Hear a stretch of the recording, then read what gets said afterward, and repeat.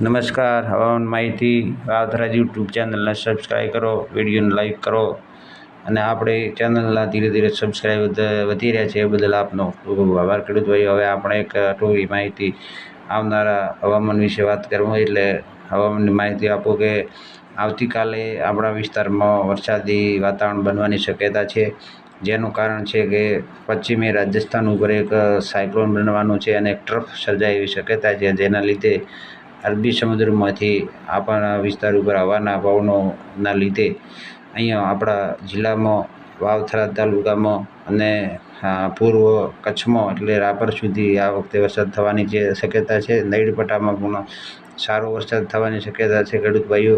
એટલે જોવા જઈએ તો આવતીકાલે બપોર પછી વરસાદ થવાની અત્યારે શક્યતા દેખાઈ રહી છે. બાકી તો ભગવાનના હાથમાં છે, આપણે વધારે કોઈ કહી ના શકીએ કે વરસાદ થઈ જશે કાલે. શક્યતા છે એ આપણે કહીએ છીએ. એટલે આજે અને આવતીકાલે કોઈને કોઈ વાવણી બાકી હોય, કોઈને ગવાર છે, એરંડા છે, એ કાલે બપોર સુધી ખેડૂત ભાઈઓ વાવણી કરી લેવી. એટલે વરસાદ કદાચ થઈ જાય તો પછી વળી 2-3 દિવસ વાવણી થાય નહીં, એટલે વળી લેટ થવાય. એટલે કાલ બપોર 3-4 વાગ્યા સુધી વાવણી કરી લેવી ખેડૂત ભાઈઓ. અને વરસાદ થવાની 80% આપણા વિસ્તારમાં સંભાવના છે અને સમગ્ર વાવથરા તાલુકામાં વરસાદ થશે.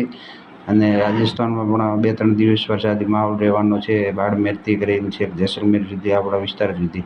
એટલે આપણને એનો લાભ મળશે અને વરસાદ થશે. બસ એ જ ખેડૂત ભાઈઓ. જય હિન્દ, જય જવાન, જય કિસાન.